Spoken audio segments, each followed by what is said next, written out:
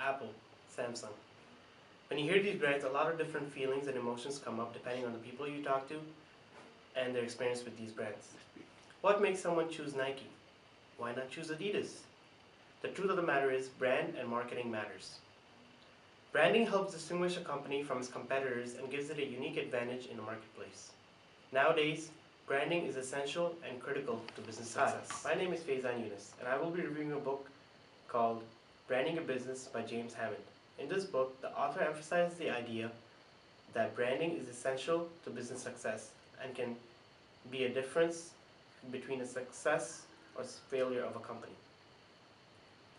In this speech, I will cover topics such as emotional and personal attachment to the brand, creating a visual identity for the brand, body brand, creating a brand halo, and the benefits of branding to the organization. The first 5 chapters of the book discusses branding and its impact on successful businesses. The author talks about generating feelings and emotions with regards to your brand. These emotions in relation to your brand play a crucial role in determining where people take their business to.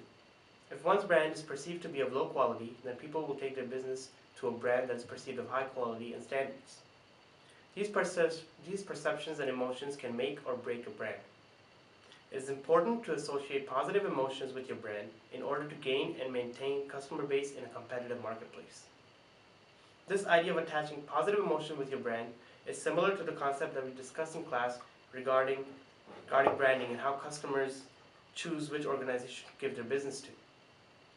When making our e-portfolio, we were asked to think of how the customer would perceive our brand, what emotion would be attached to our brand, and then we would design a brand according to what our target market would think when thinking about our brand.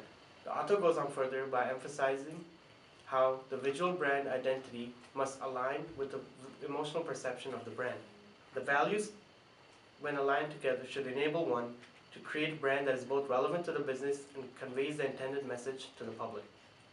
This concept discussed by the author is similar to the one discussed in class in the design philosophy assignment, where the design philosophy of a brand should reflect and capture the emotions and perceptions of the brand. The author goes on further by identifying that emotions and visuals are not enough to fully convey a brand to the public. In order to fully convey the brand, the one responsible should demonstrate perceptions and qualities of that brand. Body brand, as the author calls it, is a way of portraying and demonstrating your brand through nonverbal and verbal communication. It is important to maintain professionalism through communication and follow the professional conduct and standards when dealing with all aspects of your brand. You yourself should reflect the brand you are intending to create.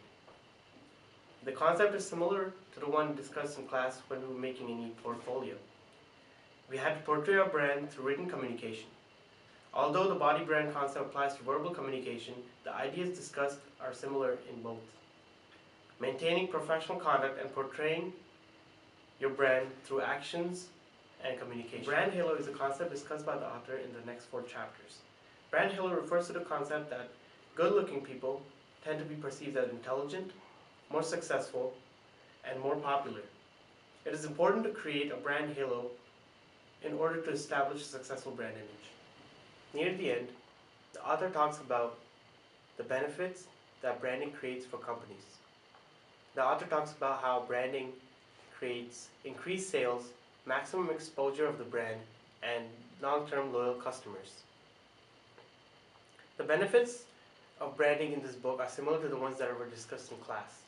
In class, we discussed how branding creates loyal customers that would pay a premium for your products or services because of their brand attachment. We also discussed how branding makes it easier to distinguish yourselves from competitors and enable you to compete in a niche market. In conclusion, I would like to review what I've gone with you over in this speech. We have talked about the emotional and personal attachment to the brand, of creating a visual brand identity, body brand, creating a brand halo, and the benefits that branding provides to organizations. We see how important these factors are in retaining and keeping a brand image. What makes someone choose Nike over Adidas?